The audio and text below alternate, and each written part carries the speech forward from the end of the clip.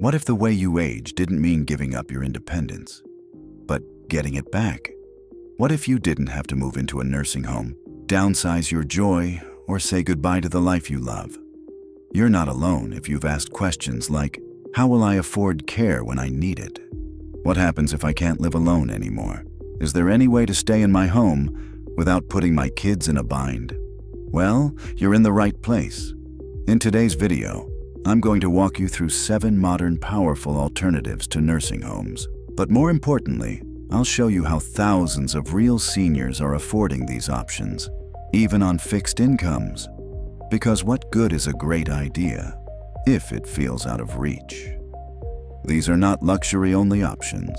They're realistic, proven, and surprisingly available, if you know where to look and how to plan. And before we dive in, take a second to give this video a thumbs up and subscribe to the channel if you haven't already. Let's begin. 1. Stay at home with in-home care. Without breaking the bank.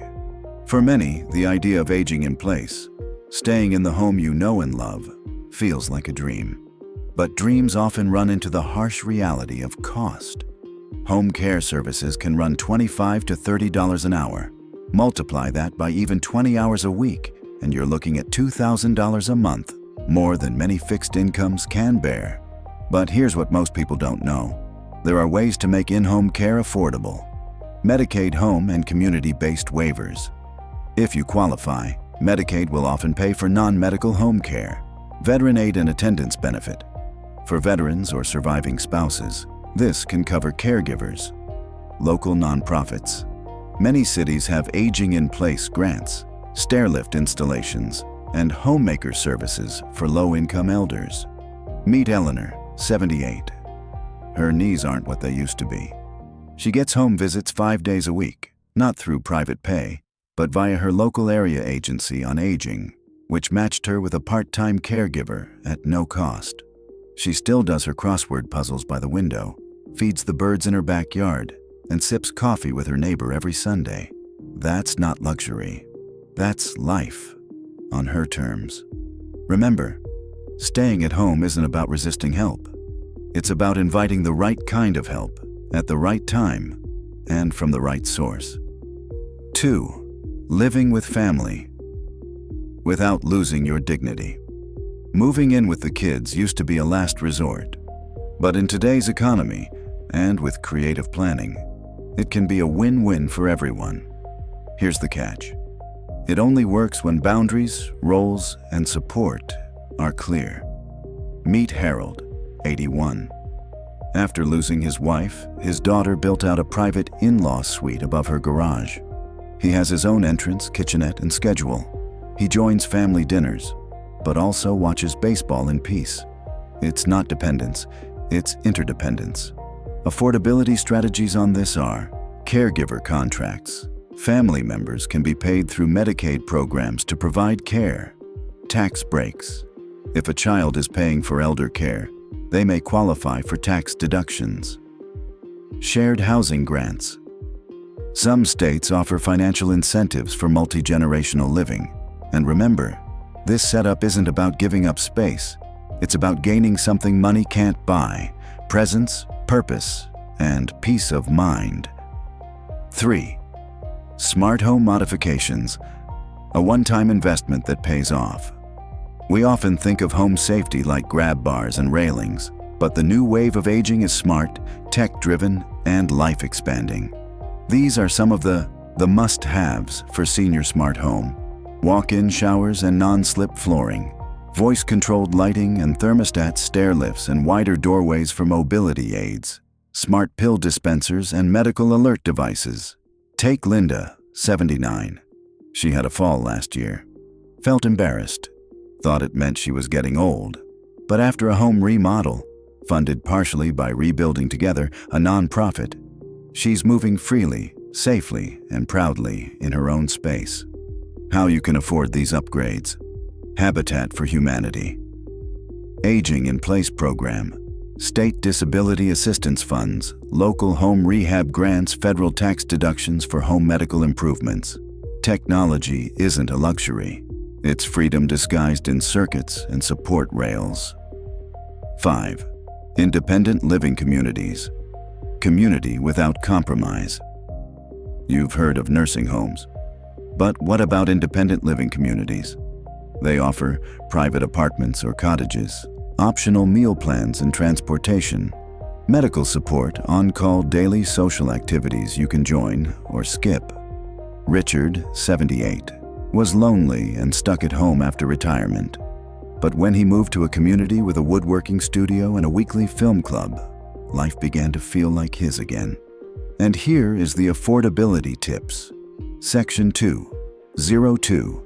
Supportive housing for the elderly, senior apartments with income-based rent, HUD, long-term care insurance for hybrid models. This isn't facility life. It's freedom with 6. Intergenerational communities. The future of aging is connection. What if the best way to stay young was to live around youth? That's the magic of intergenerational living communities, where seniors share space with young families, students, or professionals. Margaret, 76, lives near a high school dorm. She teaches poetry on Thursdays, and the teens help her with groceries and Spotify playlists. She says she hasn't felt this alive in years. Ways to access: co-housing cooperatives, nonprofit mixed-age developments, intergenerational housing initiatives in cities like Portland, Boston, and Denver. And here's the hidden benefit. Studies show seniors in intergenerational setups have sharper minds, better moods, and longer lifespans. It's not a nursing home. It's a neighborhood, one where you belong. 7. Bonus options: village movement, home shares, and Medicaid gems. Let's finish strong with a few lesser-known high-impact solutions. Village movement. For approximately $100 to $600 per year, you get tech help rides to appointments, social gatherings, home support. Some villages offer sliding scale or free memberships. Home sharing. Match with a vetted roommate and cut your rent by half or more. Try senior home shares, Silvernest, or local programs through your city's housing office. Medicaid secrets. Some states pay family caregivers directly. Medicaid may cover personal care attendance, meal prep, and even transportation under HCBS waivers. Rosa, 82, thought her only choice was a facility until her daughter became her paid caregiver through a Medicaid waiver. Now she's home, safe, and still surrounded by love. Conclusion: what aging on your own terms really means you've made it to the end. But this isn't a list of options. It's a map to freedom, dignity, and purpose. Growing older doesn't mean giving up your life. It means learning how to reshape it. The truth is, most people don't fail to age well because they don't care. They fail because they never learned what's quietly working against them: loneliness, lack of movement, inflammation, unclear support systems. But now you know. And knowledge is power. So ask yourself, which option made your shoulders drop a little? Which story reminded you of your parents, or maybe your future self? You don't have to do this alone. There are resources, people, paths. Let this not just be another video. Let it be a turning point. If you found this helpful, please like the video, subscribe, and leave a comment below. Which option are you most curious about? And why? Your stories help others. Your voice matters. Remember, you're not broken, you're just getting started. And the next chapter? It's one you get to write. Thank you for watching, and please consider subscribe for more videos like this.